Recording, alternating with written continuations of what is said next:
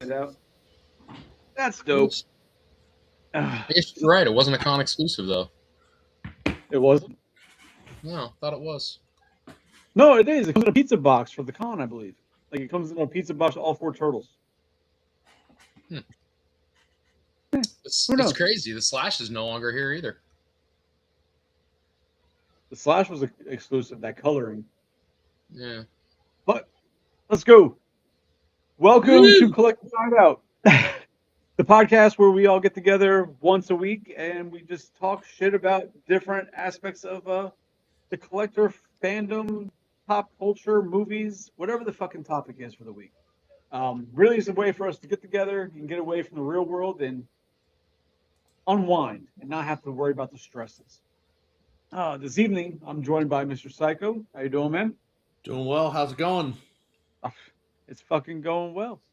And then we also got Shellhead Tony here, gracing us with his presence.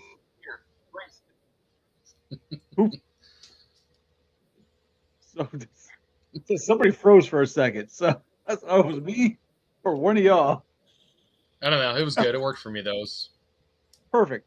So this evening we out of request we're doing a collectors hideout watches episode, which is one of our monthly episodes where we each watch a movie that we hadn't seen either in a long time or somebody hadn't seen or maybe never seen at all, and then we get on here and we talk about it, we discuss it. Hey, look at that! What's going on, Moo? How you doing? And this evening's movie was requested by Shellhead Tony because he had watched it recently. He's like, "We gotta watch this again. There's a lot of shit, yada yada yada yada." So here we are, and we are discussing Batman '89. Definitely a movie I hadn't seen probably since the '90s. Okay. Because I'm honestly I'm not against or I'm not I don't hide it. I'm not a Batman fan like that. I've seen it. I've seen all the Batmans up until I saw Bat Nipples. All Was there right. anything after Bat Nipples besides like the Nolan Batmans and then Affleck and all that shit? You mean the No. Christian Bale? Well, Yeah, he was talking about Chris. He was talking about the Nolan films. Yeah, Christian Bale was the Batman in those yeah, movies. Nolan as the director. Yeah. Um, So after after Bat Nipples Nipples, was wasn't Clooney after Nipples? he No, was Clooney Nipples was Nipples. When was Kilmer? Kilmer was before Batman that. Forever in '95.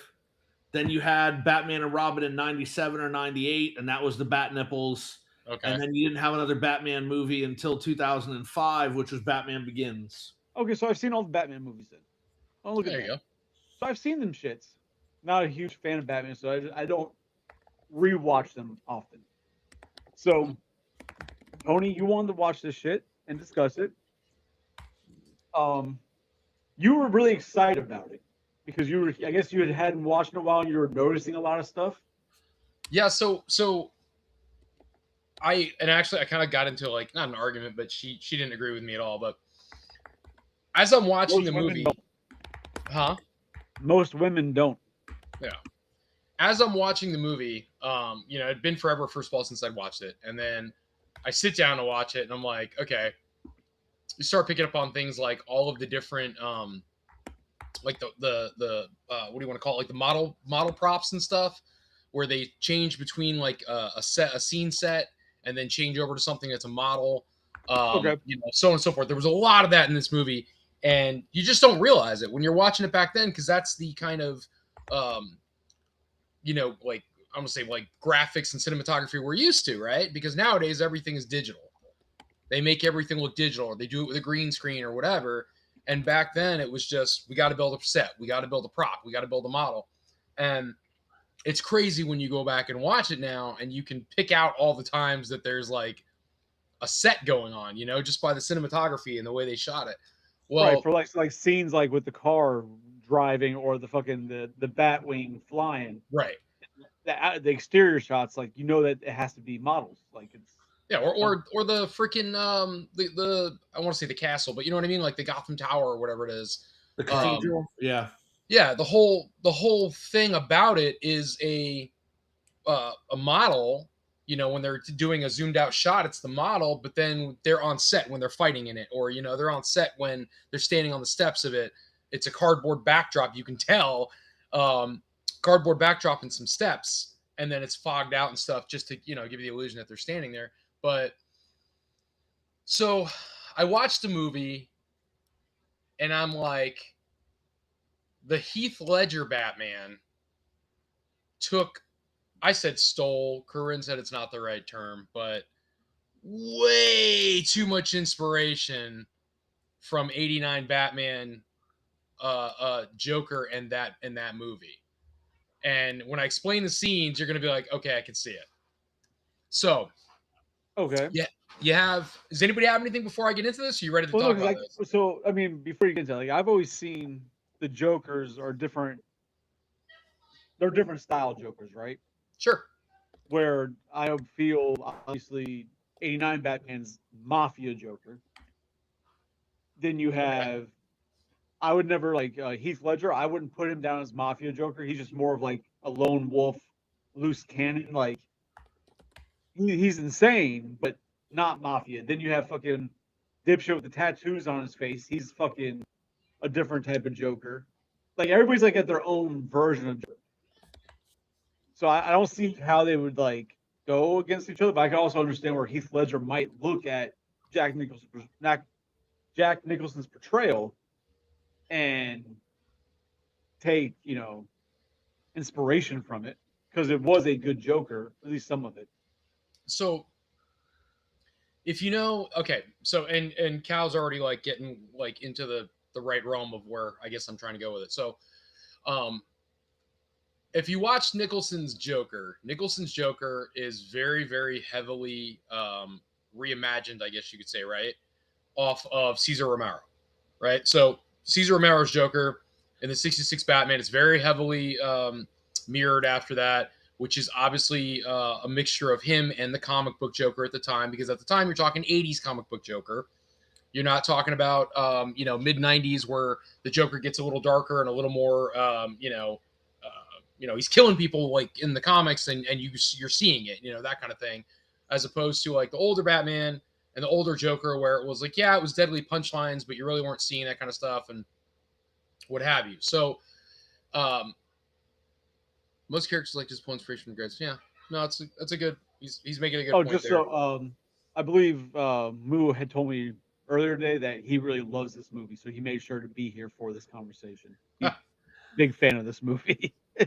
So when you watch the Heath Ledger Joker and you really start analyzing the two movies, I was watching 89, I'm like, wait a minute. And I'm like, wait a minute. And it probably happened 3 or 4 times. And I'll just kind of start at the beginning. So you've got Heath Ledger Joker. When he introduces himself, he bursts into the room, right? Or what have you, slinks up into that room with all the mob bosses and quote unquote kills the guy with the disappearing pencil trick. Quote unquote, he does kill him. There's a well, whatever. Kills the guy with the disappearing pencil trick. Introducing himself, kind of like appointing himself that this is what you're gonna do. And you're not gonna fuck with me about it. This is what needs to happen. This is what you're gonna do. I'm the one that's gonna do it. You tell me when you guys are ready to, man up or shut up kind of thing. And then he dips out of the room. Well, in the Nicholson one, same thing happens. When Nicholson comes in, fries him. Yep, he's introducing himself as the Joker. He's in front of all these mob bosses. They're like, fuck you. Why should we even bother with you? Where's Grissom? And he's like, oh, well, that's kind of funny. You should say something. He goes up and shakes the dude's hand and fries him and kills him. There's one scene. Then you've got scene. That scene was one thing that started one aspect that I found annoying about the movie. Okay. Was Joker putting on makeup to not be white. Yeah. His white pale skin, he put on the makeup to look like a normal person. And I was like, I didn't like that because, like, no, your look is the white face now. Like, people, I feel like if he was there as the white face, the mob bosses would take him less serious. And then making that scene where he shakes hand and kills him would add more to it. Like, as a normal person, they don't know what's going on. All right, yeah, you're just this guy, and he does it. All right, yeah, he's the boss now. But if in the Joker face, I feel like the less seriousness that they would take him would make that a little bit more powerful of him stepping up and telling you you're bowing down to me now, and I look like this, so fuck you. I think his whole point to enter the room and not be looking like the Joker was to get their guard down. That he's because essentially, right, he was the right hand for Grissom. And so he steps into the room and they're like, wait a minute, where's Grissom? And he's like, it's cool. I'm here. You guys know me. You know who I am. So if he goes in there, quote unquote, guns blazing, but if he goes in there full Joker gear, they're like, what the fuck? Who's this? I think that would have shut down the scene. But, he goes through and he commands the attention in the room as soon as he realizes they're not going to listen to him. He's like, all right, fuck it. Kills the one dude. Now all of a sudden everybody's down for whatever he's got to say. And then talks to him. Well, I mean, but that's what happened in the Heath Ledger one. Joker enters the room. They don't want to listen to him. They think it's a joke. Kills the one dude. All of a sudden, they're interested. They're listening, and the one, even the Russian guy, he's like, "Well, I want to hear what he's got to say now. Let's see what's up." And so, that's one scene. Another one is where he's getting to know like the Joker's got the love interest for Vicky Vale, right? So I don't know if it's beauty or what, because they try to do the same thing in the Ledger one where he's all about the girl Rachel all of a sudden, right? She's so beautiful, this, that, and whatever. Welcome, Rockman. Welcome back. But they established he was up and coming. They already knew him and never considered him a threat. Yeah, he was a joke. He didn't go as far as to be the Joker yet, but yeah, still with that scene. But the same thing. You've got a love interest, right? Now maybe that's just cinematic, but there's a love interest, and it just happens to be the girl that Batman's good with, and so it's that same thing all over again. Then you've got the scene at the end where the Joker's sitting there, and Batman's coming at him with the Batwing, and Psycho, you got to pass that stone, man. You look like you've got gas. I'm just trying to listen to you, but there's lots of stuff I want to say, and I'm trying to wait my turn. That's all. So, you got, Joker at the end of the 89 Batman where he's sitting there with the gun, right? And he's got the big old gun and he's trying to take out the Batwing. So stupid. We've got the same I think it's a fantastic scene, but we've got the same thing where Bale's going after Heath Ledger on the bike, and Heath Ledger's sitting there, cackling at him with the machine gun.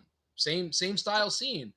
Then you've got the scene where, and this one's a little bit of a stretch, I guess, per se, but I don't 100% feel that way. But you've got the Joker at the end of 89 where he's hanging from the helicopter with the gargoyle attached. Yeah, the gargoyle hanging off of him. And I think that scene could have went 100 different ways. They didn't have to kill him in the movie. But he's hanging like that or whatever. Well, it's kind of the same thing with Ledger, where Ledger's hanging upside down. They could have let Heath Ledger die there, but they didn't.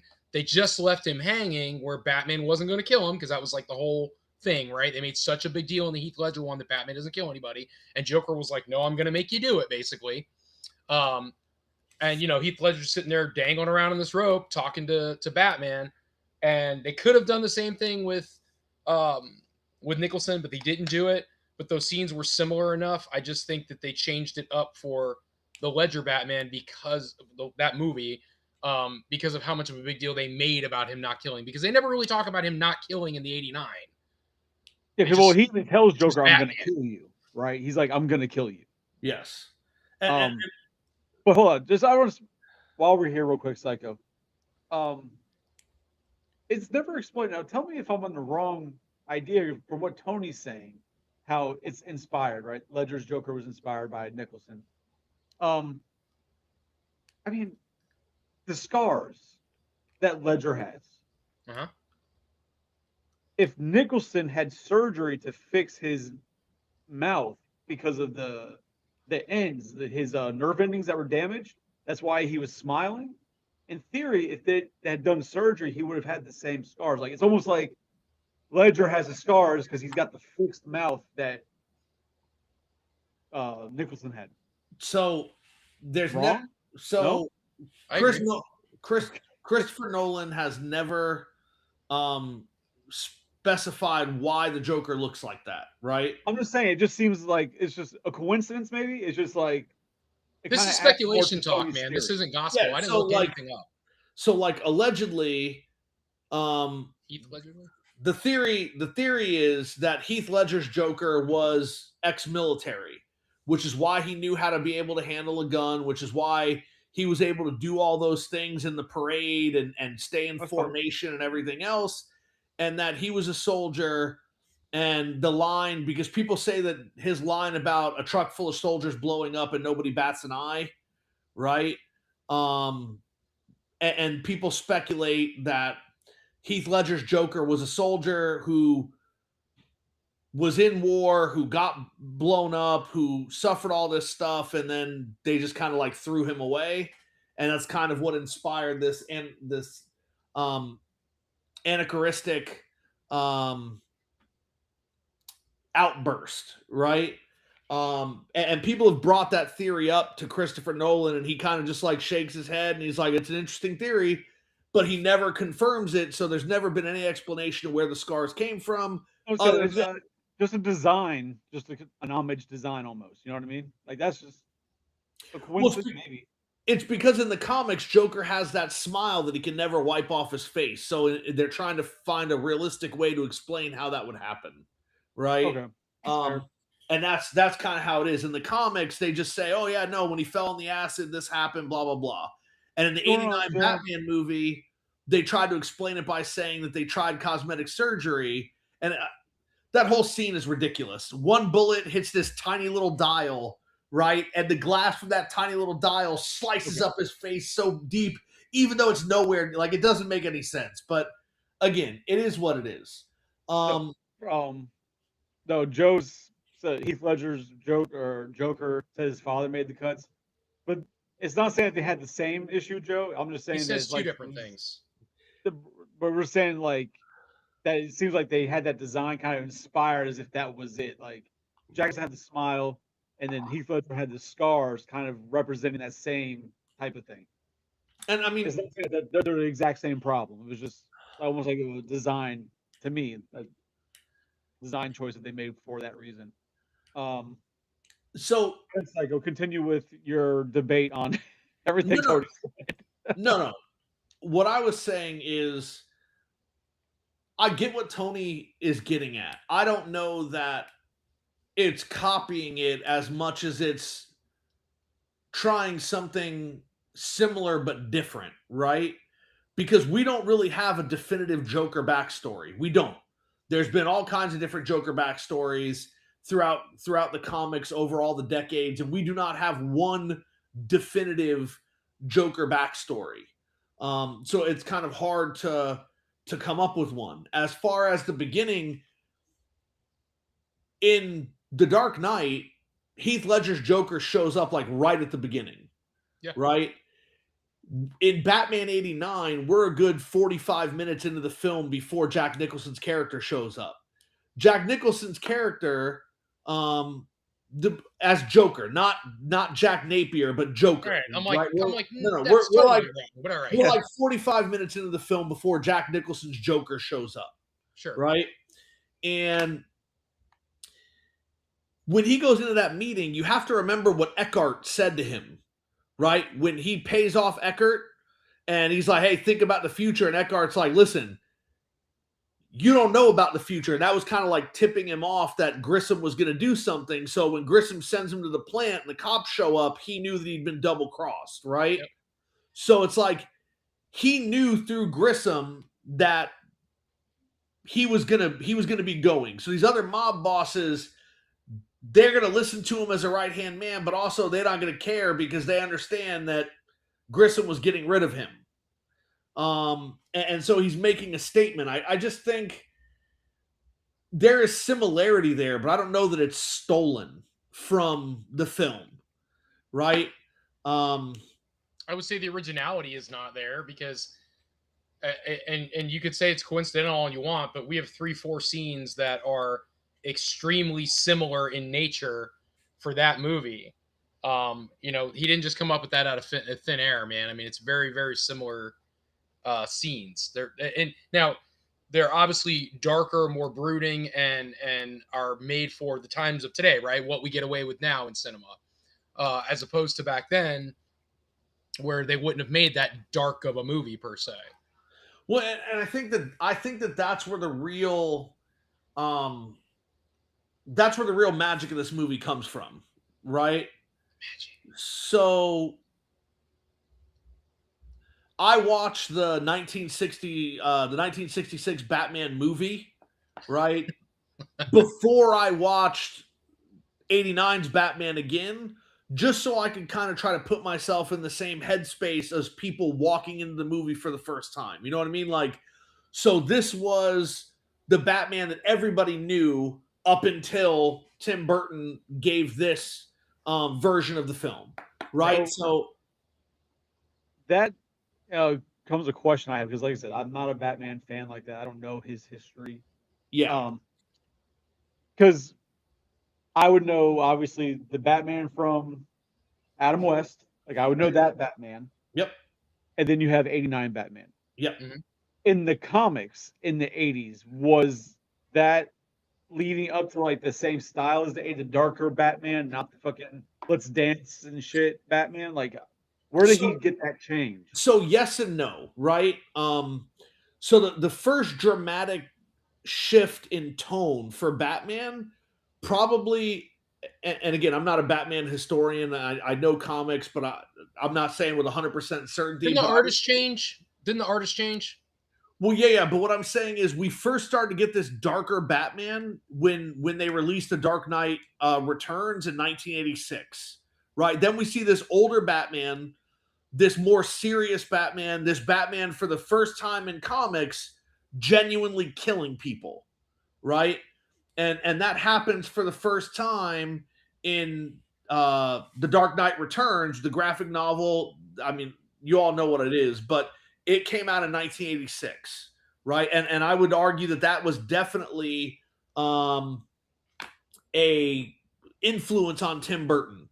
But then in 1988, you had The Killing Joke, right? Where the whole concept of Joker being this like absolute terrible killing machine was even more solidified, because the Joker that we see in The Dark Knight Returns is also older, homicidal, killing people, but not to the level of depravity that you saw in The Killing Joke 2 years later, right?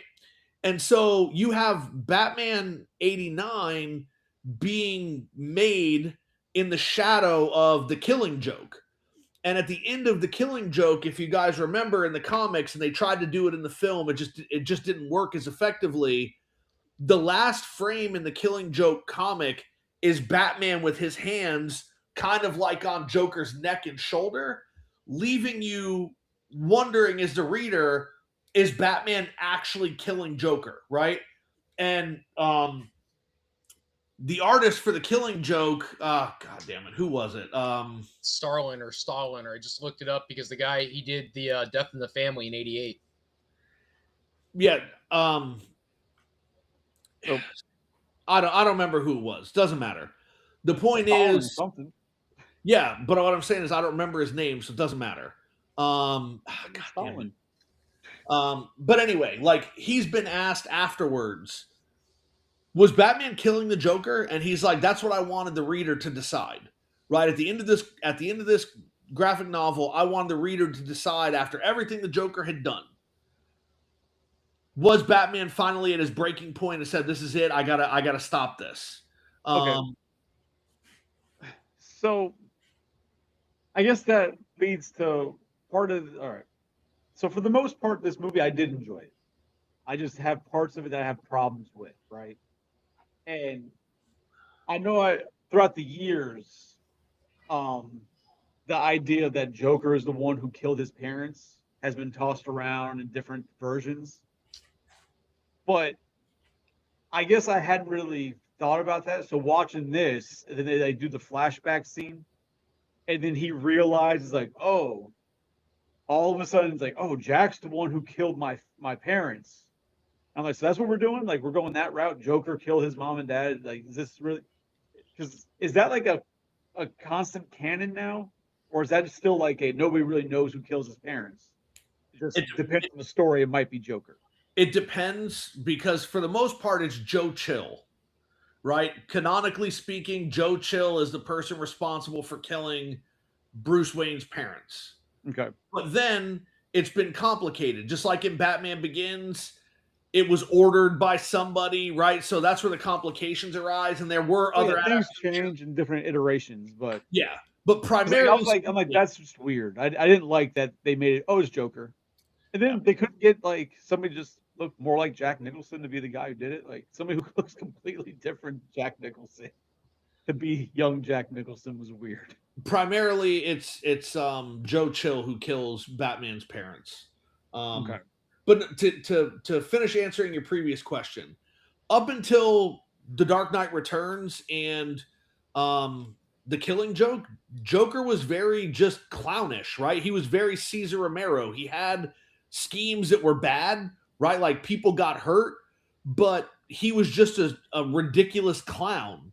Explosives and robberies. That's what it was. Yeah, right? Like, here's a big bomb, right? And then the bomb would blow up, except instead of it blowing up, it would be confetti. And people would be like, oh, okay. And then they'd gather around, and then it would actually blow up. And that's what the Joker would do. It wasn't until we got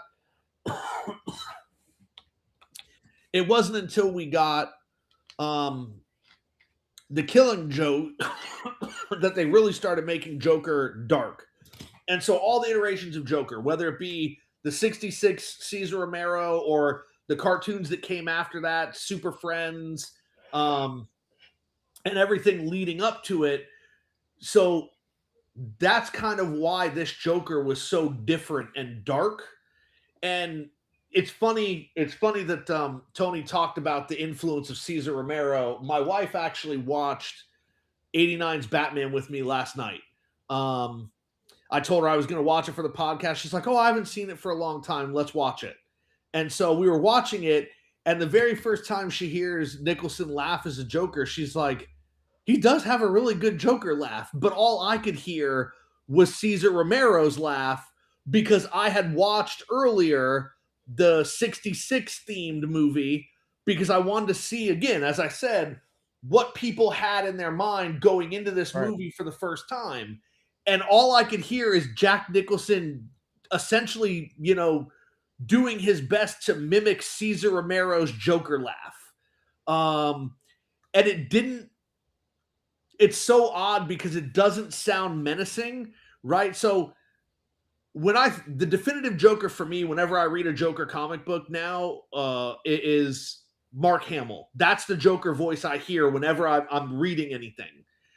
And so when it does Joker's laugh, I hear it in Hamill's interpretation, and it starts so joyful, and then gets like super sinister and dark, and then ends kind of like with more joy. And it's just, I don't know. I thought it was very interesting. Just want to acknowledge that Rocket Man said that there's a storyline where they find out that the family was killed by the Court of Owls who put Chill up to it. So yeah, it bounces around with different versions, but okay. But so not that this matters to anybody, but actually my first movie in theaters was a double feature of Ghostbusters 2 and Batman 89. So yeah, it was my first experience in the movie theater. And so this movie has always had a very special place in my heart. As far as live action Batman, I think that Michael Keaton is the definitive live action Batman. He's a great Bruce Wayne. Oh, see, I go the other way around. I think he's a great Batman. I'm not so much a fan of his look as Bruce Wayne. All I can see is Mr. Mom.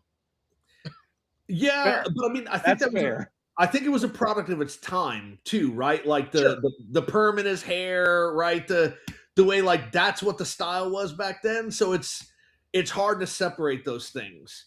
But I think that you have a playful billionaire kind of recluse as Bruce Wayne, and I thought Michael Keaton played that well. And personally, I believe if we had given Michael Keaton the bat suit that Christian Bale got in The Dark Knight, people would think a lot differently about him being the definitive Batman. remember that the Batman suit that Keaton wore was like 80 pounds. He could not turn his head. He couldn't lift his legs up enough to really kick. And so you had a lot of those same problems with Batman Begins, which is why in The Dark Knight, he's completely naked. He's completely changed the bat suit. He can turn his head. He can move. Like, it's just. So, I mean, like I said, I felt watching it, I felt like he did fine as Bruce Wayne. I wasn't a fan. And it doesn't mean, oh, he was a horrible Batman. I guess when I compare him to some of the other Batmans we've had, I don't think he was the greatest Batman we've had, live action wise.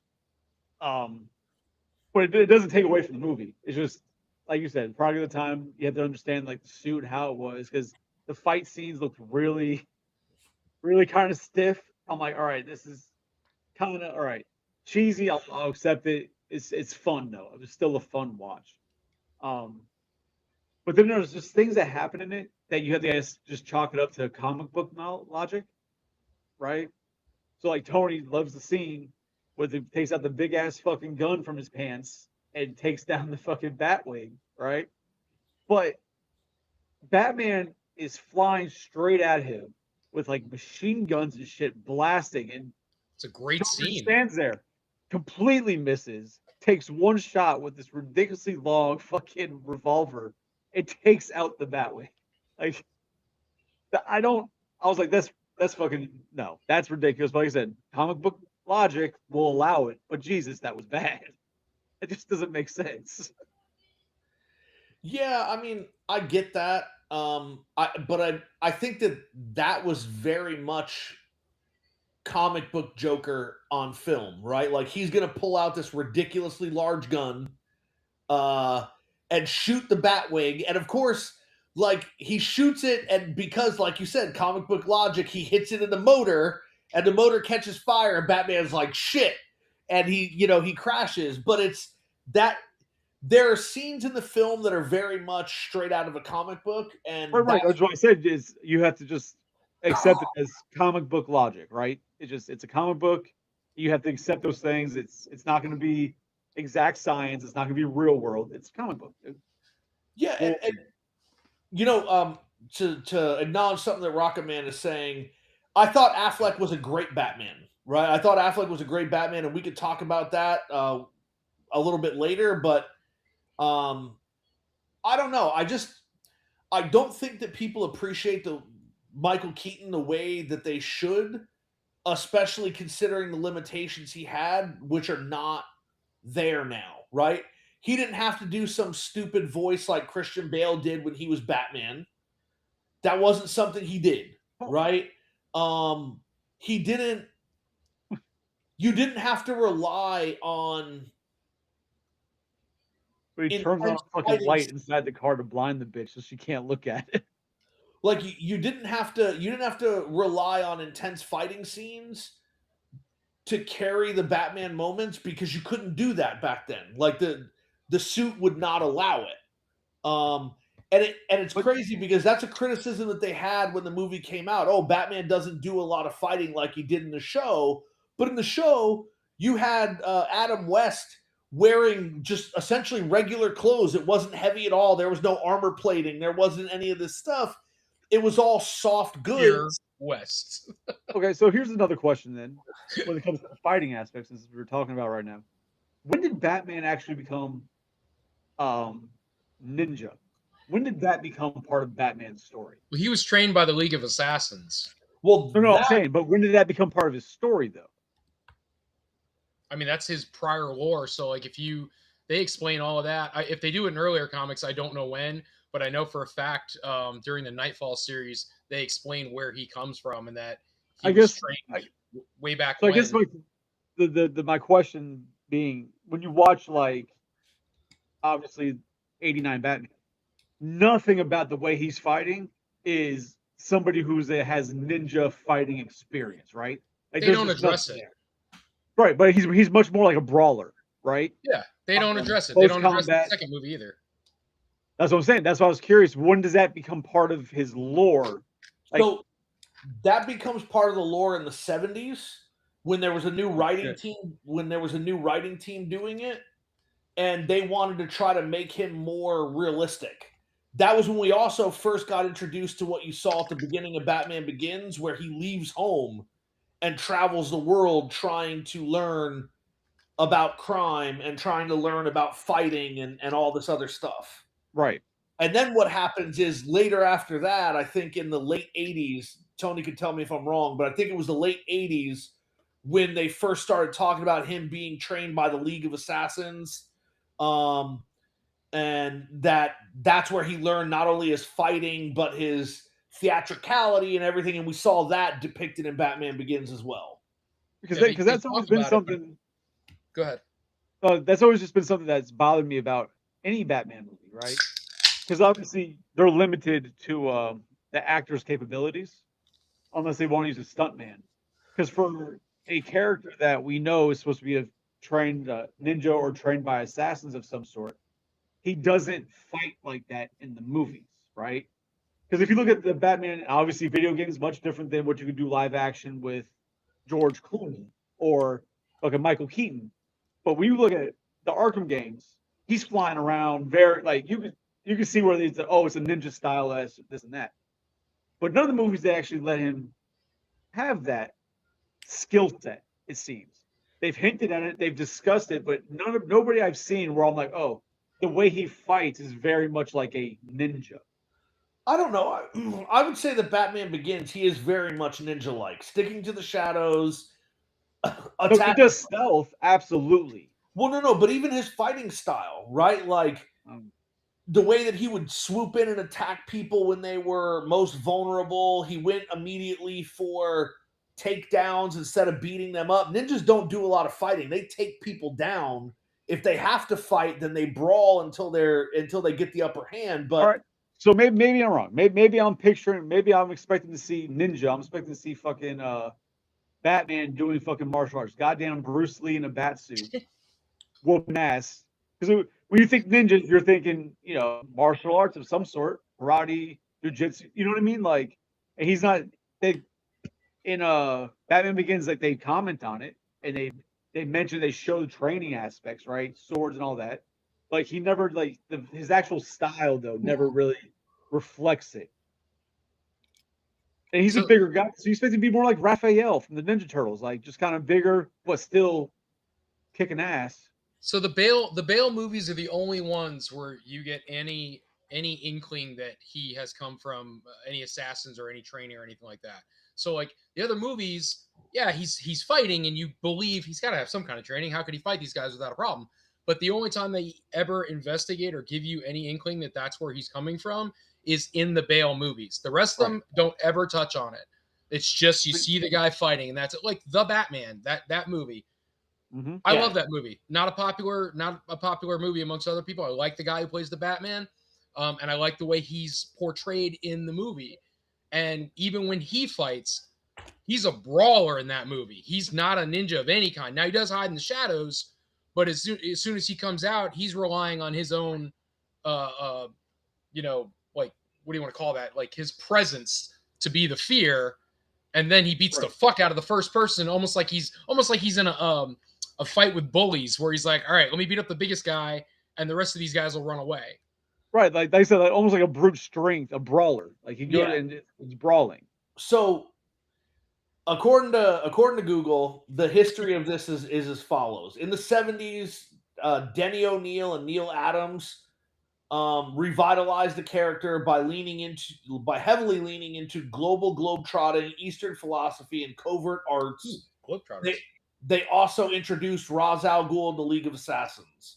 And then in 1987, you had Batman Year One, and Frank Miller explicitly grounded Bruce Wayne's pre-Batman global journey, emphasizing stealth, hand-to-hand combat, and operating entirely from the shadows.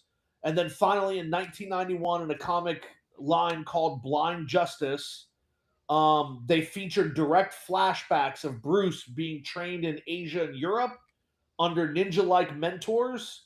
And they introduced Henry Ducard, which we all know, like from Batman Begins, ended up being Ra's al Ghul.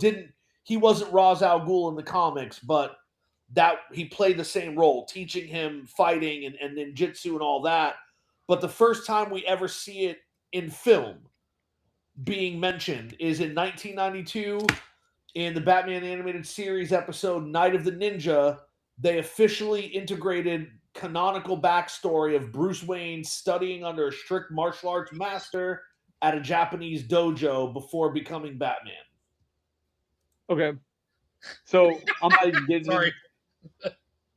I'm not even getting into the animated series because I got nothing on that. So, but I can see where they would have done that. But live action wise, it would have been Batman Begins. Yeah. But like I said, it's just for somebody that we know is supposed to be trained by assassins. He's never in the live action. He's never portrayed the type of, I guess, a stereotypical idea of what a ninja would kind of fight like. It's always been more brawler, brute, and it works for what they've done. Like I said, at the same time, I also understand that you have to depend on what the actor is actually capable of doing themselves. Yeah. Because you don't want to just like, oh, every time it's in suit, we have to change the actor to somebody who can, be a ninja. I would think of all the actors who portrayed Batman, I would have thought Christian Bale would have been one of the few who probably would have had some gymnastics ability or something, or even martial arts ability, where he could have they could have really like shown more of that side of Batman. But again, these guys are also, like you said, running around with 80, 100 pounds of suit or whatever covering them. I mean, my God, you'd have to have extraordinary strength and stamina and agility to be able to do all that anyway by yourself. And now you've got all that extra gear on you. Yeah, And so, I mean, it's funny you mentioned about the Keaton thing. That's been brought up so many times, and when you're watching the movie, you forget until stupid stuff happens where when he's running with Vicky Vale, and they can't go anywhere, so he's trying to figure out a way out. And it was funny because I was watching it with Rebel Girl, and she was laughing about it too, because he doesn't turn his head to look to see where to go. His whole body, he goes, yep. And then he's like, he goes to look up, and he goes, his whole fucking body goes back. And then, of course, he's like, how much do you weigh? And she's like, oh, about 108. Yep. And then he's like, you weigh a little more than 108. Yeah. No, but I mean, I think what stood out to me most, because I've watched the movie several times. Like I said, I really enjoy it, and Batman Returns as well. People often talk about Batman Returns, and they're like, oh my God, he actually meant to kill somebody in Batman Returns, right? Like he put the dynamite in the guy's waist and kicked him into the sewer and he blew up. But I documented several times, like I was taking notes on the movie yesterday just because I wanted to make sure I had stuff to say. You've always got something to say, Psych. There were several times where Batman straight up murders somebody in Batman 1989 and nobody talks about it. I guess like when he kicks the guys over the side and like, they're fought like in the Axis Chemicals or whatever, whatever the hell, Ace Chemicals. Not just Nicholson, but I think there's one of the guys. There's another guy that he kicks, but he also catches him with the batarang and ties him up. He doesn't die, but in the very beginning, it says that those two guys that were talking about the Batman before he shows up for the first time. The one guy says he threw Johnny Gobbs off the roof onto the concrete below. We don't see it happening, but they describe Batman, and then Batman shows up and looks exactly like the description. So you have to wonder if they found the guy splattered on the pavement, if Batman actually threw him off the roof, because the first guy, he's going to throw him off the roof, and he ends up not throwing him off the roof. So it's kind of like, did he throw a guy off the roof? But also when he goes to the chemical plant in the Batmobile, you see him pull up and the gate is down, right? And he shoots the gate completely in half with his machine guns on the Batmobile, and the bottom of the gate falls and he drives in. And when he drives in, there's tons of guys there, right? How many of those guys were standing there before he cut that gate in half with those giant machine guns and got cut in half themselves, right? But even if you ignore that, comic book logic. When he pulls up inside the chemical plant, and all the guys are talking shit like, "Get out of the car, we dare you." He drops bombs from each of his 4 wheels and drives away, and then they explode, and the whole plant is exploding. There's absolutely no way those guys survive at all. They're just sleeping a little bit. They're And all then- tuckered out. It's off screen, so it doesn't matter. It doesn't count. And in the final fight, he's fighting that guy at the bell tower, right? The guy throws him down the shaft, and he goes to look, and Batman was hanging on with his hands, and he grabs the guy with his legs and throws him down, and the camera watches that guy falling all the way down until he disappears in the darkness, and then it pans away. You saw him go up the stairs. That guy's dead, right? Like, you know what those stairs Spider-Man are. saved him. Nah. Like, Everybody gets one. That's the rule. Hey, Spider-Man. uh, I'm in the wrong universe.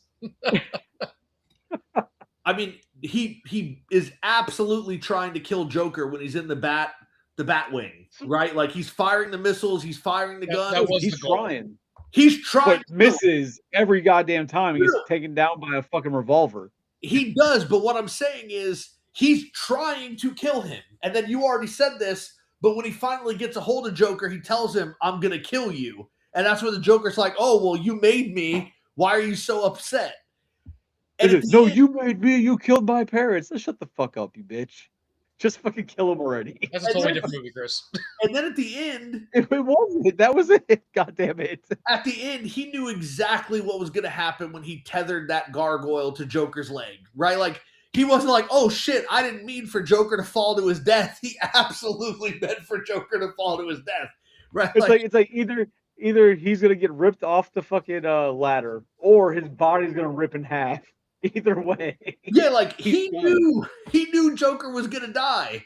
And so it's just funny to me because, again, I'm one of these people that believes that everybody who thinks that Batman doesn't kill people isn't paying attention, right? Like, it happens.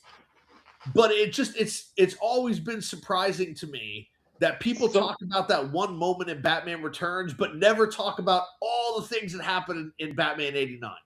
So the problem, or not the problem, I think what you run into when it comes to Batman doesn't kill people.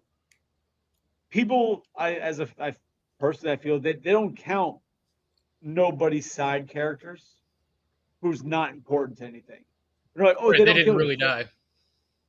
But like, besides this movie, he doesn't kill Joker. He doesn't kill all these bad guys who are killing millions of people and thousands. Like, just fucking kill them, and you'd be done. But he doesn't. He locks them away. Then they escape, and they do it again. Right? Like, I think that's where people get the idea that he doesn't kill because he doesn't defeat his foes by killing them. I think it's just that stigma that's come along. Because you say the same thing, Superman doesn't kill, but if you really look at it, he's killed some people. But Yeah, he doesn't kill. And Superman does kill, right? Like, in the comics, Superman has said he tries everything that he can to not kill, but if taking a life is the only way that he can ensure the safety of something, he will take. Like, he's not against it. I Right, think, but still, he's one that gets that stigma though that he won't do it. But he does. But he still has that stigma that he doesn't kill anybody. I think that the issue becomes people look at comics and they don't understand. Well, you spent all this time building up a villain in the comics. You're not going to kill them off only to never use them again, right? Like, that's why characters are not killed in the comics. If it was real life, as soon as Batman got his hands on the Joker, that'd be it. He'd be like, you know what? It's time for you to That go. was obviously different franchises or different universes, but Stan Lee's rule was never kill him because you never know when you can use him in the future. Exactly. What's going on, Diaz? It just, I don't know. And again, in Batman Begins, right, he kills Ra's al Ghul. And people can say, well, no, he specifically doesn't kill him. But when you're standing there, you know the train is plummeting to a fiery end, and you're like, I'm not going to kill you, but I don't have to save you. You've effectively killed him.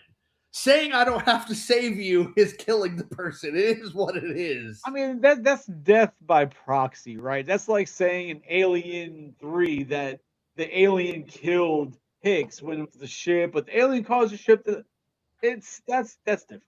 It's not different. It's the same shit. It's different. there's a stigma with superheroes, right? Where like especially Superman more than Batman, but there's a stigma that, or at least there used to be, that you've got a hero and a hero doesn't kill people, right? A hero does the right thing and brings them to justice, and does and stops the villain, but they don't kill because then they're no better than the villain, and that's a stigma with Superman real bad. But with Batman, in the Heath Ledger movie, he even again the 90% of that movie is Heath Ledger testing Batman's patience. What's it going to take to get you to kill me, basically? Yeah. And then at the end of the movie, he's like, I'm going to make you break your rule. You're going to do it tonight. You're going to break your fucking rule. He was like really trying to almost get like a very extreme version of suicide by police, right? Yeah. Like, it was essentially what we saw in The Dark Knight, in my opinion, was The Killing Joke, but focused on Batman and not Commissioner Gordon, right? Because in The Killing Joke, Joker was trying to prove that the best person, right? And they said Commissioner Gordon, like, he's the best of the best in The Killing Joke. He's like, I can break him. I can turn him into a psychotic. I can make him just like me. All I have to do is do these things. And so in The Dark Knight, that's what you see. You see the Joker. Tony earlier said that he's got an obsession with Rachel Dawes. He doesn't, right? It's just Rachel Dawes is a means to an end. He knew that both the district attorney, Harvey Dent, and Batman had a thing for her. So he's like, okay, well, I could turn both Harvey and Batman. Watch me. It had nothing to do with any kind of love interest from Joker's perspective, and everything to do with, again, the idea from The Killing Joke, which is I can take this person, this incorruptible person, and I can make them like me, right? Nobody is incorruptible. And what he finds out at the very end, and he says it, right? Like, we've reached a stalemate, essentially, right? You won't kill me because it's against your code, and I won't kill you because you're just too much fun. Like, torturing you and tormenting you is just too much fun, which is why at the end of The Killing Joke, when Joker had Jim Gordon tied up, he had made him watch, like, go through this ridiculous fun house of nightmares and see all these pictures of his daughter after she was shot, and Joker disrobed her and, like, did all these terrible, humiliating things to Barbara Gordon. Yeah, he did. At the very end, Joker could have killed Gordon. He absolutely could have killed him. There was nothing stopping him other than the fact that he wanted to prove that he could make Jim Gordon just like him. And that's what Heath Ledger's Joker was trying to do, right?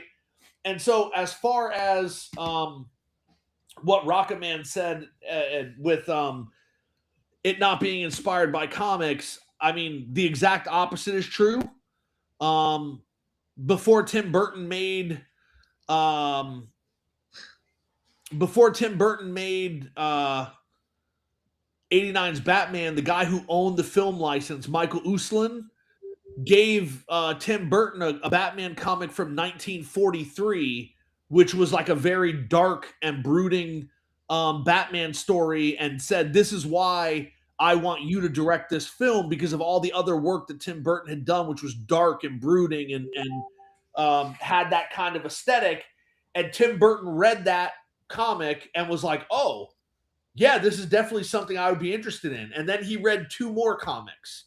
He read The Killing Joke, and he read The Dark Knight Returns. And those three things were absolutely direct influences. Those three comics were direct influences on the movie that Tim Burton created.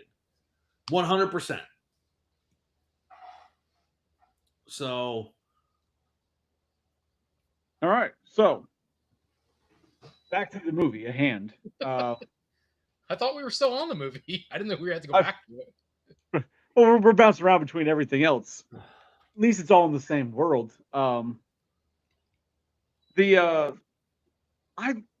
obviously I was wrong, but I remember as a kid that the chick dies. I distinctly remember her dying in this movie. Vicky Vale? Yeah. Wow. So when I watched it, I'm like, hold on, I could have sworn she died. So obviously, she definitely killed the role, though. Like, I was surprised because in my mind, she, like, when Joker like at basically the final battle scene when they're up on the rooftop, and then she gets basically thrown off the ledge and she dies. But I'm wrong. I'm just misremembering from 30 plus years ago. But so watching, I was like, holy crap! I don't remember this ending. Interesting.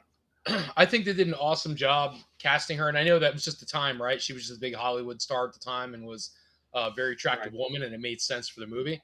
But she actually did a pretty damn good job considering her role was big, but it's not big, I guess, per se. She's just very good supporting character. But one of my favorite, well, two of my favorite scenes. One is, and it's such a stupid scene, but it's Keaton's over there to like trying to tell her that he's Batman, and Joker comes in and goes through the whole thing with her, and they think they killed him, and then she doesn't even think about it, just goes to open the package he left her, and the fucking hand comes up and with she just dead drops. roses. Yeah. And she just drops right through she's just like, oh God, after everything today, I can't handle that. And then, so I mean, all right. So obviously with that, right? And you can see they show the scenes like she's piecing it together. Sure. But I know Alfred tells him, hey, maybe you can actually tell this one. But he's right about that. Yeah. That's actually right where I'm going. For those that can't see, though, really quick, I can read it. You can go there, Chris. But for those who can't see, Rocketman just said, the thing I hated about the older films is that Alfred was just always fucking letting people into the Batcave. Right. So she starts putting it together, and Alfred even says, hey, maybe you can tell this one the truth. And that's why he went to that part. But he hadn't told her yet. And she just later, she just appears. Alfred's like, come on in. Here he is, sitting here. Damn, Alfred, you fucking just gave up those goods like it was nothing. Like he was trying to smash by showing off who Batman was. Who I know. I clean up for him. Just he doesn't do that in Batman Returns, though. I think that's a more secretive movie. I think but what I mean is he doesn't do that in Batman Returns. He doesn't do it in Batman Forever, but he does do it in Batman and Robin Batman Forever he lets Robin in. That's right. And then in Batman and Robin he lets Batgirl in. His niece. Yeah. I mean, I guess Alfred's just a really good judge of character. Like he must be really fucking good. Or he's really bad at secrets. It's hard to tell. So Jen wanted me to voice her observations from the film. So I have a couple of things that she had me write down so I wouldn't forget them. At the very beginning, she's like, Batman didn't recover any of the stolen goods from the bad guys on the roof after he kicked their ass. He just leaves and all the money's blowing everywhere and the jewelry, it's just up there. And I told her, I said, well, usually by the time Batman beats him up and leaves, the cops are on their way. And then, of course, it does show the cops taking both of them away. And she's like, but I don't see any of the stuff they stole with the cops either. So Batman's terrible at recovering things. So it's like, yeah, well, I stopped those guys from robbing them people, but they still lost their shit. Yeah. You're still being punished. Yeah. Don't get robbed. And then Jen was like, later on in the movie, when they're at the benefit party at Wayne Manor, she's like, why is Vicky wearing a wedding dress to this party? Because it's very clearly a white wedding dress that she's wearing at this party. It doesn't fit in with any of the other outfits that people at the party are wearing. It's this very noticeable white wedding dress, according to my wife. I didn't notice it. It's but my wife she peacocks. That's what it is. Immediately. She's absolutely peacocking because her character has looking for the attention. She was trying to get Bruce Wayne's attention. She wanted to stand out to Bruce Wayne. And then she also really wanted me to emphasize the point that Batman, as Bruce Wayne, takes advantage of a drunk woman. She's drunk, she can't walk, she can't stand, and he still winds up in bed with her. They do the deed, and it is what it is. It's never talked about, it's never discussed, but clearly she can't stand. He's helping her up the stairs. She's like, I'm really drunk. And he's like, so am I. And then they're in bed anyway. Hold on. I don't recall, but was he also drinking? He had one glass because she's like, Oh. I'm really drunk. And he's like, so am I. She's like, you barely drank anything. And he's like, after one glass, I'm flying. But he's clearly not inebriated at all, right? Like, We're not going to get into that topic because that can get us canceled. He's just trying to get into her bat cave.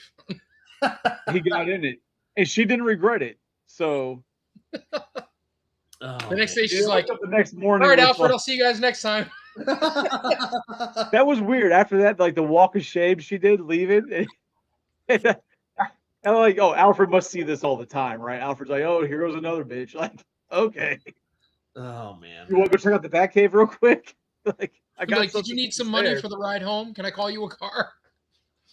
It's 'Cause like I'm not driving you anywhere. it reminds me of Iron Man. Not that we're talking about Iron Man, but the girl that Tony gets in the beginning of the film, and she's like, "Oh, Pepper Potts, you do whatever Iron Man or whatever Tony Stark says." She's like, "Yeah, sometimes I even take out the trash right this way." But you know, that's also it's a movie of its times too, right? Because Ghostbusters has their obvious attempted rape scene, right? Yeah. Like the jokes are there. It's of the time. But I mean, I guess technicalities, he did take advantage of a drunk woman. Rocket Man, that bat had rabies. That's why it was locked up. Really? No, just Oh. You said it straight face, and I was like, really? Like, is that a deleted scene? I missed that. If you'd have left that alone, I'd have went with it. I'd have been. I'm like, son of a bitch. That would have been a new fact in Tony's head at the next like hangout with Tuna. He would have brought it up. Like, Right. I'd have been like, did you fucking know? Like, oh man, no, it just um, that's always been my headcanon because again, it's just one bat and there's thousands of bats everywhere else. One bat is in the cage. It's like, all right, that bat has rabies. so now, like, and this is me going off of not knowing, being a big fan of it, and knowing the more recent versions of Batman that I've enjoyed. But like in this movie, Commissioner Gordon ain't shit, right? Like I'm used to Commissioner Gordon being somebody substantial, like a really important character. In this movie, he's just like a tossed away piece of shit cop. Yeah, because he wasn't important in the lore until much later. Because like again, Right, I was saying. So I know him as the later renditions. So like that's why I was like, well, that's kind of weird. remember, I mean, I don't know if you ever watched the '66 Batman show or that movie, but Gordon in those episodes is clueless. In the movie, he's Kind of a clueless. He has buffoon. no idea what's going on. yeah, he's a buffoon. I mean, he's usually pretty clueless in most of the movies until Batman feeds him information. Then all of a sudden he picks it up and understands. But see, and then so in this movie, there's one character in this movie that annoys the piss out of me, and I wish he was not even in the fucking movie. Don't say Bob. No, I love Bob the Goon, Okay. but I fucking wasn't Knox, the fucking reporter. Oh, I don't know. looks Oh, like he's Tom so Hanks fucking- almost. Yeah, I know him from. He's one of those actors I've seen him 100 different things, right? Like I know him from other things. I can't think of his fucking name at the top of my head. He was not a necessary character by any means in the movie. But the way he acted, and obviously when you look outside of the Joker gun, you know, like I said, the comic book logic, the way he acted was very animated and over the top, and it didn't really seem to fit, at least to me, because it seems like the over the top ones were obviously Joker and his henchmen, but the normal people in the city didn't really seem to be like over the top characteristics of people, right? So you have this one reporter, the way he's acting, talking, loud as shit, like bro, like shut the fuck up, you're annoying. Like I understand you're there to get the Vicky Vale story to have that, you know, push it along, but like as a character, like he could have died in the beginning or not been there at all. I would have been much happier because he was fucking annoying. he did die in one draft, and they even filmed him dying, but decided not to keep it that way. Oh, they should have left it. But I mean, he's also supposed to play the part of the audience. So it's like, The audience can't get laid, I guess. Jeez. well, no, it's more about like he believes Batman, but everybody keeps saying that there's no such thing, and they're, oh, that's not it, and like he's the one that's crazy. Oh, it's like the same character in Independence Day, right? Randy Quaid plays that character, the guy who's like, oh, there's aliens. There's no aliens. You're crazy. It's the I'm same not thing. getting to that. And that's stupid shit. But yeah, I mean, Knox was kind of unnecessary when we look back at it, but I mean, even as a character, it's fine. Like I said, just the way he was portrayed, the actor, the way he Yeah. portrayed it, it was just fucking annoying. Like he could have toned it down a little bit, probably been just as fine. Done exactly the same thing he was supposed to do, but just the way he was acting, like it just seemed out of place and over the top for no reason. yeah. I don't know. Yeah. I just think that this 89 Batman movie should definitely get more appreciation for what it did to make comic book movies mainstream, right? Like, so 1978 Superman movie showed that a comic book character could make a good movie, right? If it was done properly and taken seriously. But this Batman movie really changed the way society viewed Batman, but it also changed the way that comic book movies could be received, right? Like you could say I'm basing this on comics because again, Tim Burton based it on 3 very specific comics when he made this film. And that's why you have the Jack Nicholson being older than Batman. You have him more being gangster, right? Because that's all from The Dark Knight Returns. Then you have like this maniacal sense of destruction, which was in The Killing Joke. And then what was it? Jesus, I don't remember. It was Tim Burton. It was Batman the Killing Joke from 88, Batman the Dark Knight Returns from 86, and Detective Comics number 439, which is called Night of the Stalker, which was written in 1974. And that's Batman being in the shadows, being brooding, being, like he can't be himself. He's not a happy person that believes in the good in everybody like Superman does. So, and that's why they have Bruce Wayne give that line, which was it became essentially a throwaway line, but he says it's not a perfect world. Okay, I guess it was thrown away for a reason. But so, like I said, I enjoyed the movie. It wasn't bad. I don't find it to be the best Batman movie. I don't find it to be the best old Batman movie. I much prefer Batman Returns over Batman 89. But maybe I'm off base on that one, but I feel like it was, at least for me, a much more enjoyable movie. And probably because of the villains, I feel were more entertaining. So, what is it about Batman Returns? You said the villains. What about them? I think maybe the villains mainly. The whole Catwoman Penguin aspect. It was much darker. Definitely a much darker film. Also, but at the same time, much more comic book feeling too. But I wouldn't have cared about that as a kid because I wouldn't have known. But now watching it, the parade says like the whole thing is just much more comic book feeling to me. I just find it to be a more entertaining movie, and mainly because of the villains. I like the movie. Okay, so I know we're supposed to be staying with 89, but I like Batman Returns. I don't have any problems with the movie. It's fun to watch. But when I watch 89 Batman and then I watch Batman Returns, I almost can't tell that Burton did them both. Because when you watch this, I'll agree with that absolutely. Huh? I said I'll agree with that absolutely. Because when you watch the same world. Well, I feel like I watched the second one, and I might as well be watching Nightmare Before Christmas, because the Triangle Gang, Christmas, the Circus Gang, the Red Triangle Circus Gang, or whatever. Those character designs, just the darkness of the movie in general, the way they portrayed the Penguin, being less gangster and more monster. Yeah, more monster, dark entity kind of thing. Catwoman was Catwoman. I think she was. I don't want to say she was spot on. That was just a different adaptation of Catwoman. I think she was less cat burglar and more just mischief maker. Just in my opinion. And maybe they didn't want to go that route in the movie. Maybe they just didn't want to explore that part of her. They just wanted her character in the movie. Just in general, just that character. Right. But yeah, I just think it's a much darker movie, and honestly, looking back, again, entertaining, but I don't know. It's like watching Nightmare Before Christmas live action. I think it fills a different role, right? So like you mentioned Catwoman. Mhm. At that point, like Catwoman was being used to fill a different spot. You see, like in the 66 series and movie, Catwoman is a cat burglar, right? Yeah.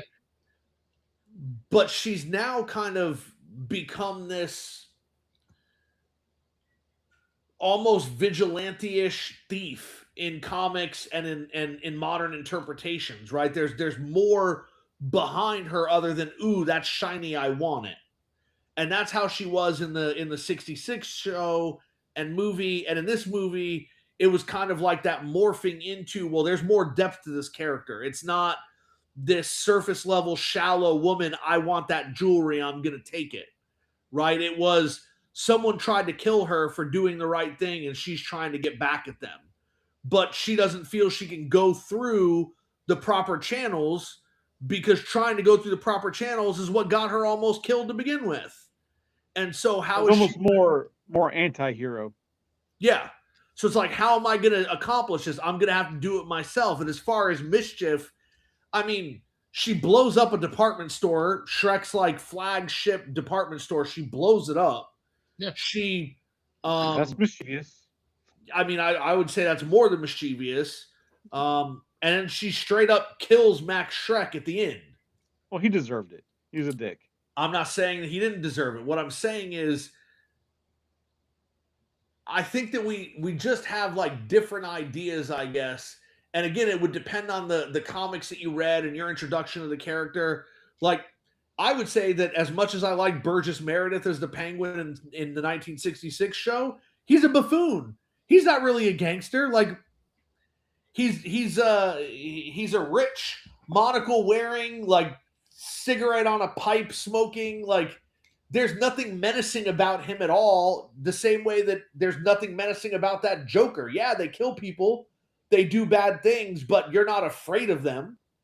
They're buffoons. You're afraid of Penguin in Batman Returns. And as far as your comment about it felt like you were watching live action Nightmare Before Christmas, it should. He was working on both of them at the same time. Batman Returns came out in 92. Nightmare Before Christmas came out in 93. Right? So Nightmare Before Christmas is based on a book that he wrote years before, but he was working on the final screenplay in preparation to film it before it ended up being directed by somebody else. So he was working on the two screenplays simultaneously. Of course, they're very similar, right? Christmas time in both of them, but also it doesn't feel like a Tim Burton movie because the studio took a very strong hand in this film, which is part of the reason why he didn't come back for Batman Forever, right? The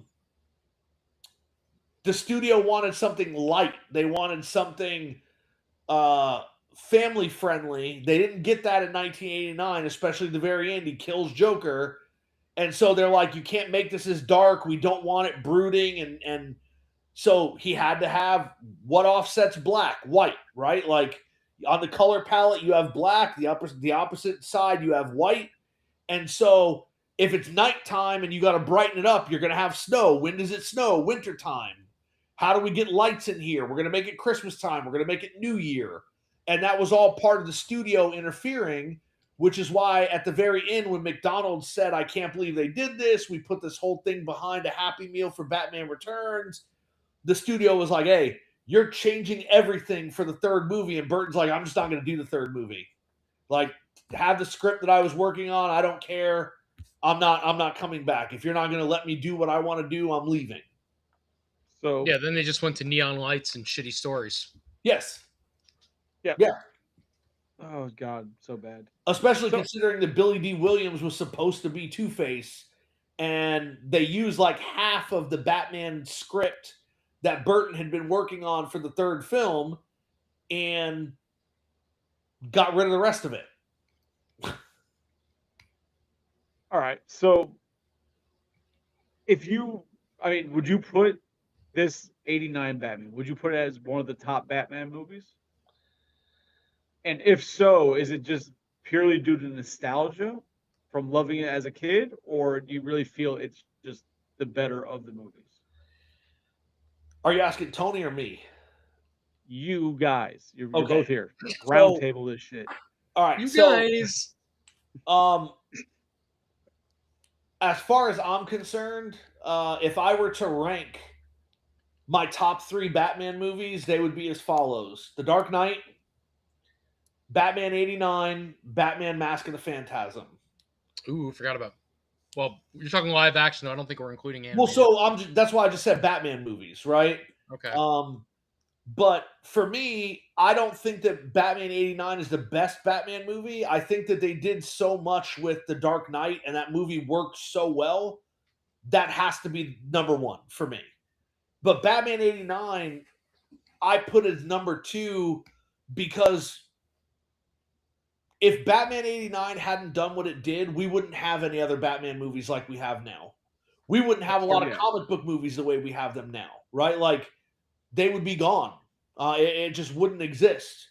When did the last Superman movie come out? Didn't that come out in 1987? Like Superman 4, The Quest for Peace? Wasn't there a Superman movie like 2 years ago? No, God damn it, Tony. I knew what he was talking about. He meant like back then. Oh, before Batman. When was the last Superman movie? I think it came out in 87, and the movie was so bad that they're like, okay, we're not doing comic books, we're not making any more Superman movies. Thank Christ. And then Michael Uslan decided, hey, I'm going to get a Batman movie made the way that I, as a comic book fan, want a Batman movie. Went to Tim Burton, and thankfully Tim Burton, who was very, very popular at the time, right? Tim Burton absolutely could have said, get that out of here, I don't want to deal with it. But he decided to pick it up and do something with it. And it gave us modern comic book movies. I mean, I'm not trying to oversell it, but without Batman 89, we don't have the comic book movies that we have now. We just don't.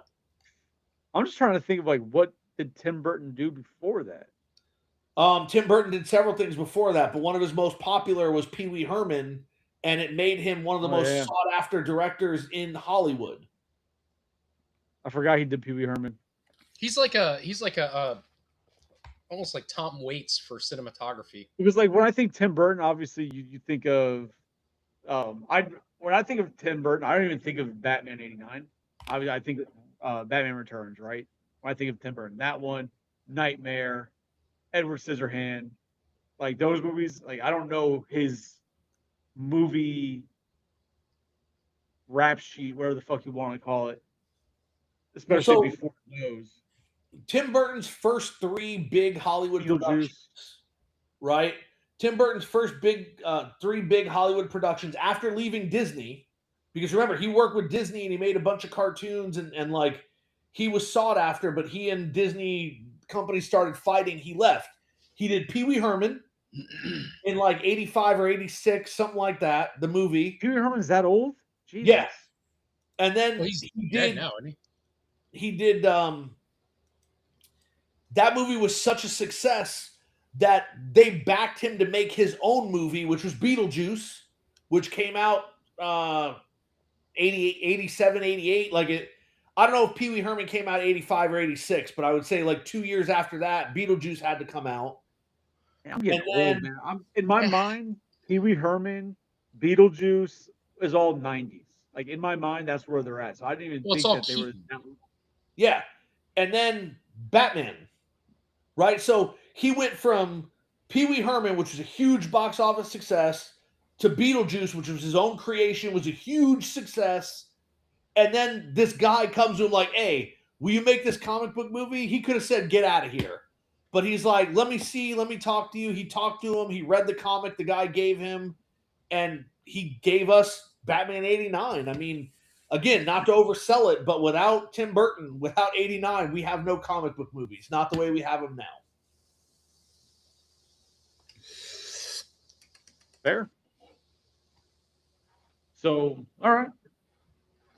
What about you, Tony? Do you put this up there as like number one Batman? No, I get it. I enjoy the movie. I do. I really enjoy the movie. I think it's a great movie. I think it's great for its time. Am I going to say it's the best of all the Batmans? No. Um, but I also wouldn't say any of the new adaptations are really anything to write home about. I think every movie contributes something to Batman's world as far as like what it brings to the table, just like the movies themselves. I think even though I think I like 89 better. I think Batman Returns was a better movie.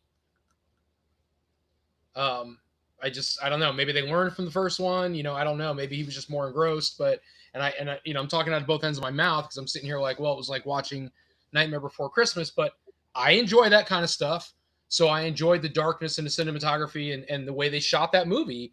I think they did a great job. I will agree with you. Mask of the Phantasm is a great fucking movie.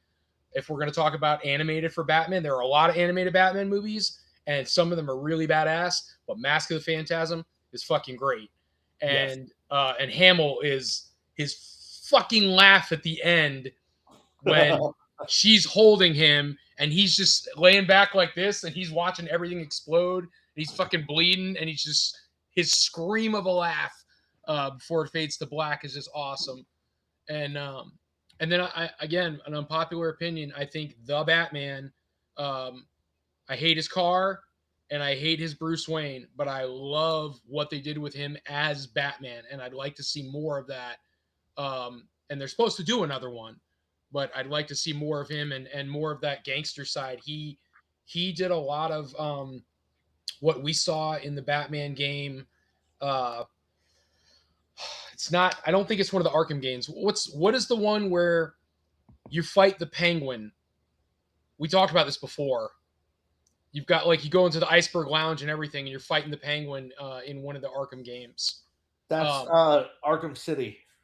Okay, so Arkham City. So the Penguin that is in that game is very much the Penguin that is in the Batman.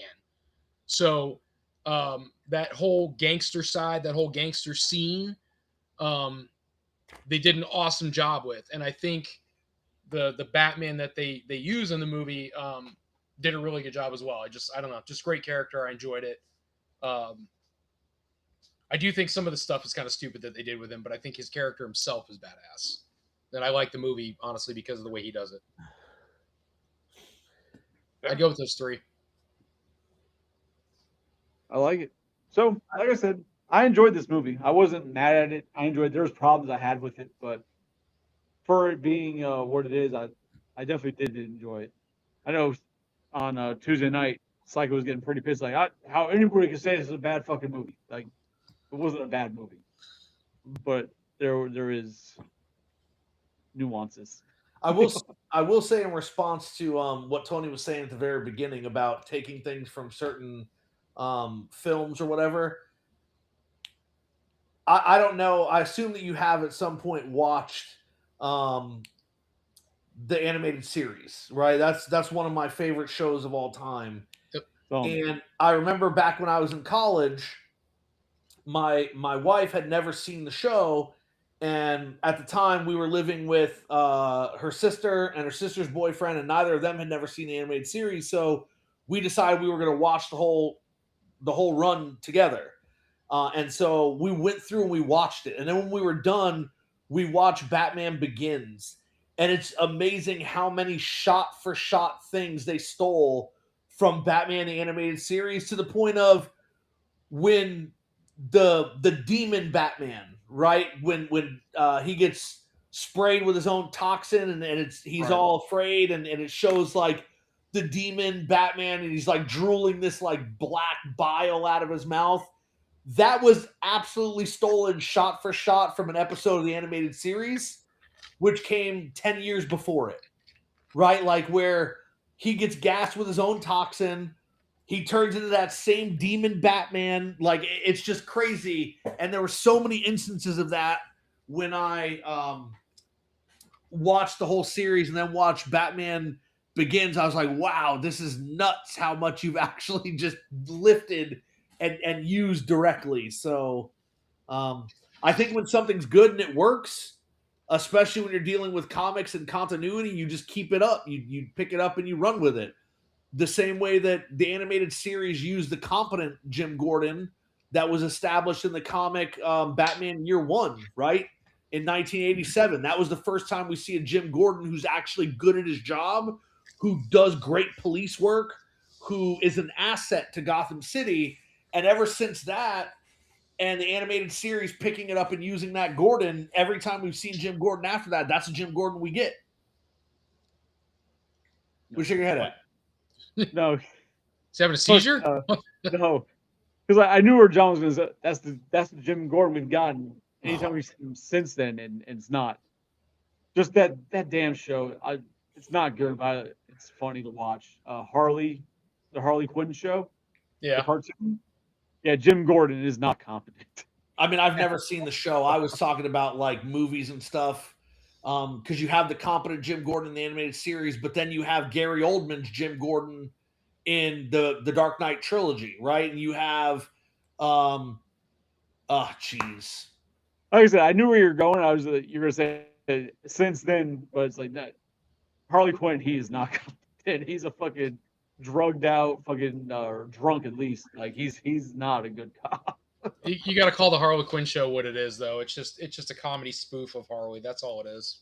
Oh, it is. It's hilarious, and I enjoy it. I don't think I've ever seen it.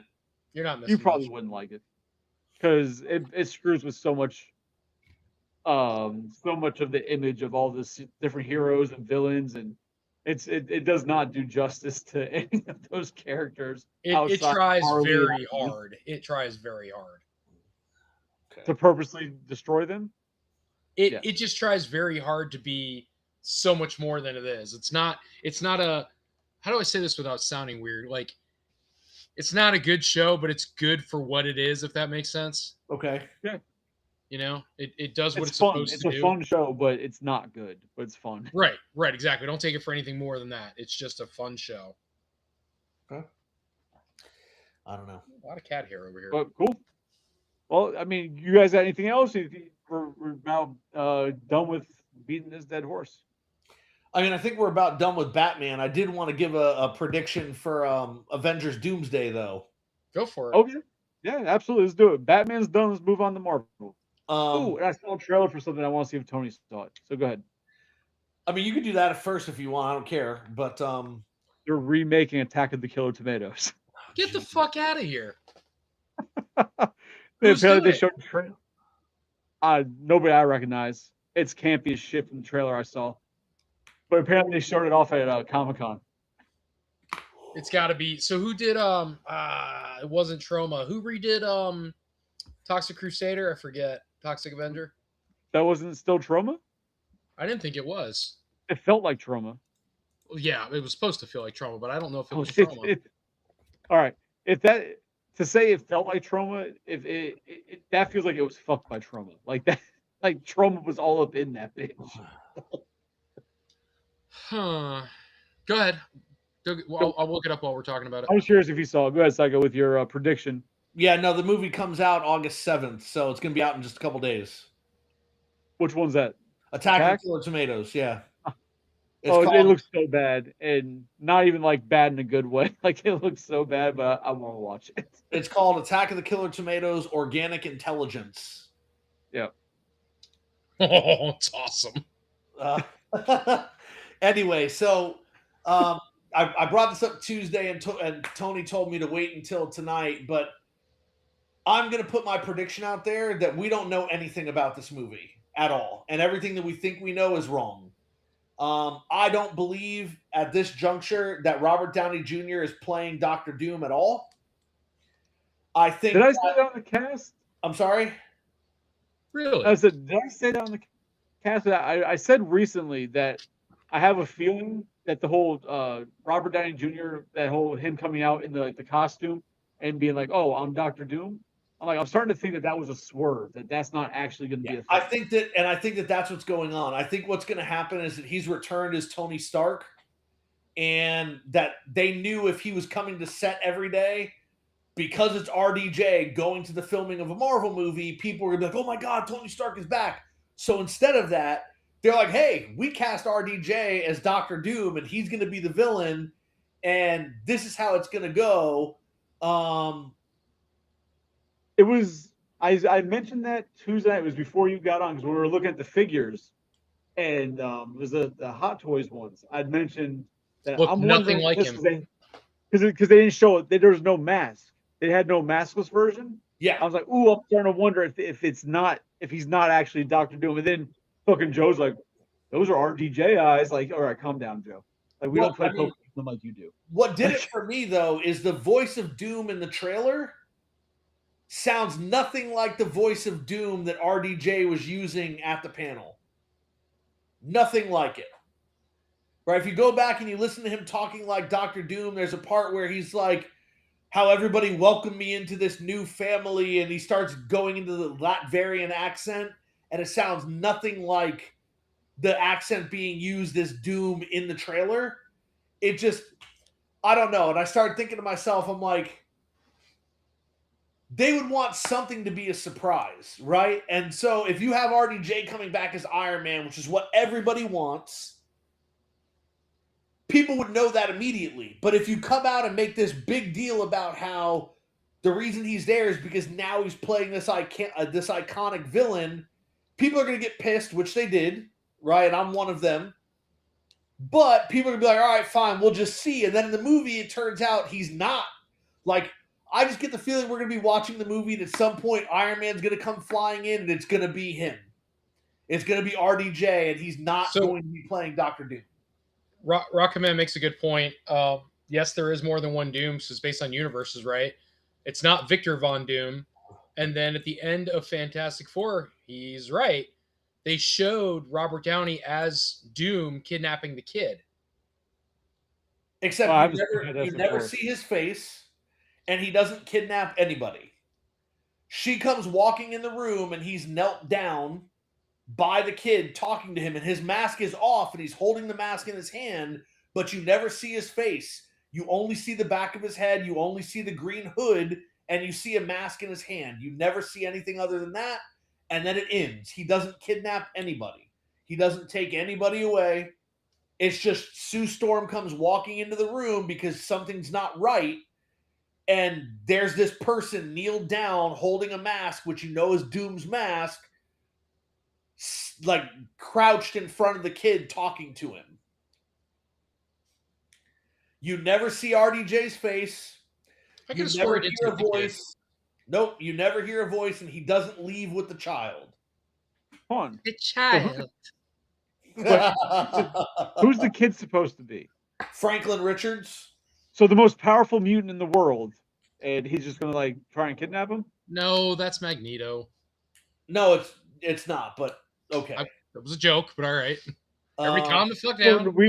Anybody who's a real Marvel fan knows the most powerful mutant is Santa Claus. We already went through this, but Santa Claus. We went through this already, Tony. You were drinking that day. But yes, we went through this. I got to go back and watch that one. We did discuss this. Oh, okay. Interesting. So, I'd made that same general idea the other night too. Infinity War. So in Infinity War, when they're damn it disappeared. When they're in the park, he said that the dream felt so real. Okay. Yeah, when Tony is talking to them about what he's envisioned, like what he's seen in the dream, before he gets called away, right? Right.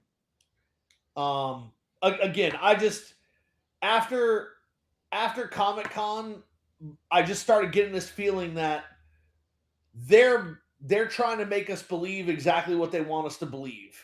That's why they told us so far in advance that RDJ was going to be Doctor Doom, but we've never seen RDJ in actual Doctor Doom costume at all, right? Like not even parts of the costume.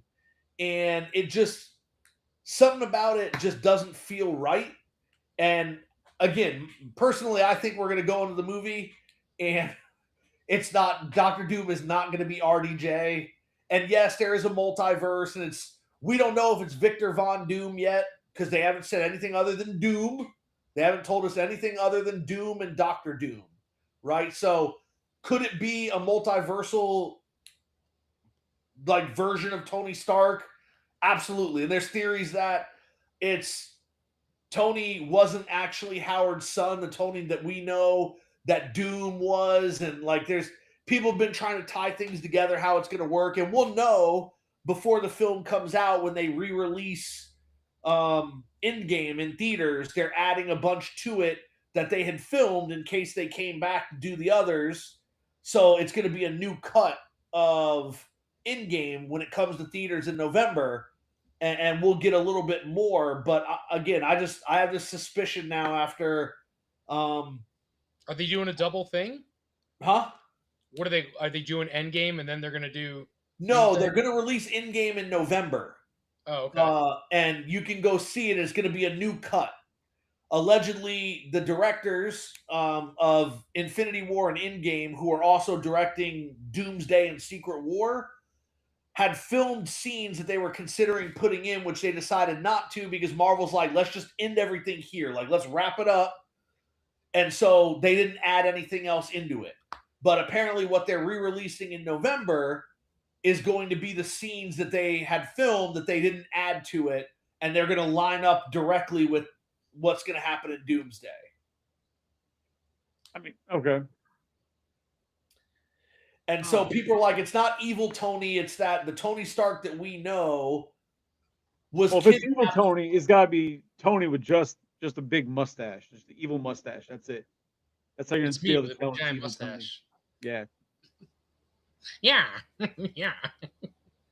I mean, and yeah, so Rocket Man says Hot Toys released their Doom figure and it was the first to not come with an RDJ head sculpt. But also keep in mind, like even Captain America, those figures you could take his helmet off, right? Like the Hot Toys figures came either with a cap with no helmet on or a cap that had a removable helmet. There's always a face head and a face sculpt underneath, yeah. But we saw nothing for Doom, and it's just so many little things about the panel.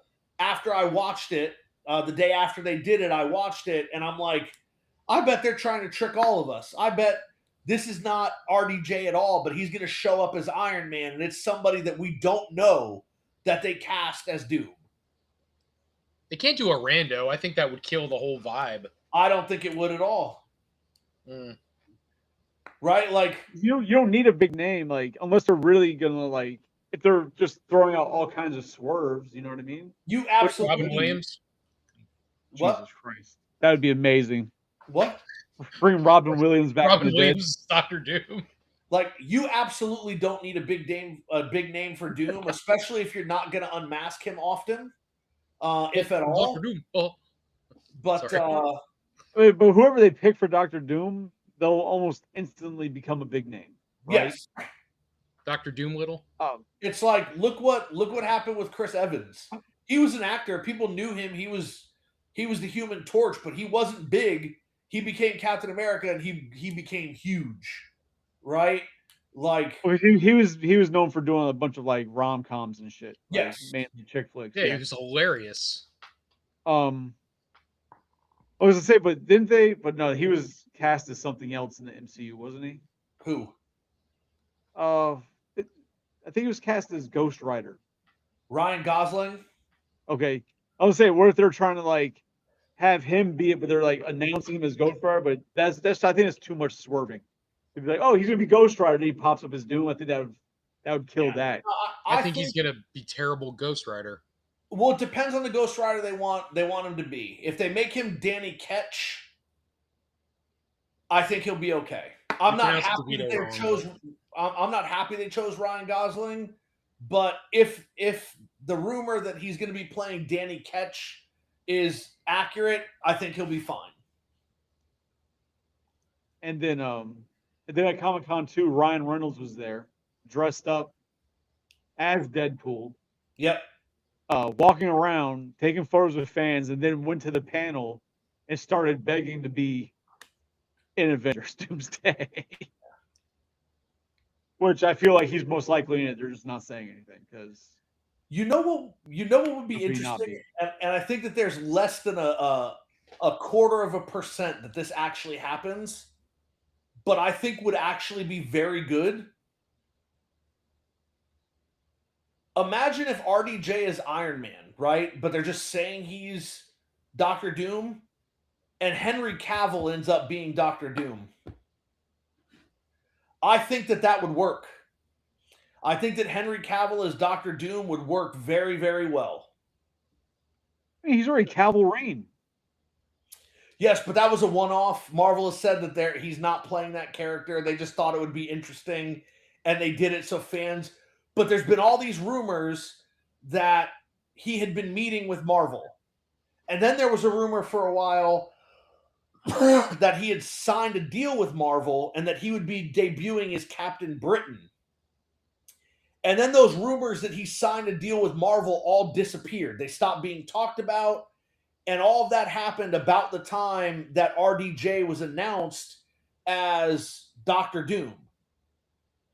And so I'm not saying it's what's happening, but I could kind of see, because that Doctor Doom figure looked kind of built. He didn't look scrawny the way Tony Stark looks outside of the Iron Man suit, right?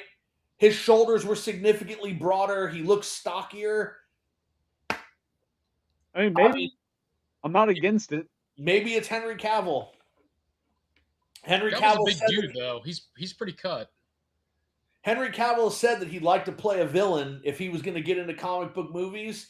And there's no more complex a villain that someone could play than Doctor Doom. Sometimes he does good things. Sometimes he does bad things. But whenever he's doing anything, it's because he believes it's what has to be done. I don't know. I could absolutely see it. I could definitely see a giant swerve and we get someone like Henry Cavill coming out as Doctor Doom. Interesting. Because again, like Henry Cavill showing up to a Marvel set isn't going to make people be like, "Oh, what the hell?" Like he was in Deadpool. They're not going to do anything with him, right? Like people say he's going to be Captain Britain, and then he comes out as Doctor Doom. I think that'd be crazy. Okay. So, no, I don't want to talk about that because that comes out this weekend. What? I heard a potential spoiler for Spider-Man. I don't want to discuss it in case it is. Oh yeah, don't say anything. I want to see it. I'm going to see Spider-Man on Sunday. Cool. I got to see it before I go back to work. I mean, I go back to work tomorrow, but I got to see it before the kids come back because they will spoil everything. So, well, if they spoil it, you fail them. Isn't that how it works? No, that's not how it works. Well, then you're doing it wrong. How it works. What? All right, cool. So, let's wrap this up then. Let's get on and out of here. Tony, is there anything that you'd like to plug, sir, for next week? No, I not for nothing. I got nothing. I am running out of things that we could talk about, man. Comic-Con like bled us out for a good 3 days, man. So I'm gonna say it's a wild card, and we'll just talk about anything and everything. Probably go over some pickups, stuff I was showing you guys already. I've got more things coming in, so I will definitely have plenty to I'm sure show on the cast. I got some cool stuff. Psycho and I will have some shit to double down on because we're fucking stupid. So yeah, there you go. Well, then we'll have plenty to talk about. Now I feel even dumber having not bought a second Ecto Glow Ecto 1. Well, they're still available. I think it's still available. I might just go get a second one just because I have 2 of the Ghostbusters. I have, more than 2 of the Well, here's what I would suggest to you. You'll have 2 sets of the Ghosts, you'll have 2 Ectos, and you'll have 2 sets of Busters.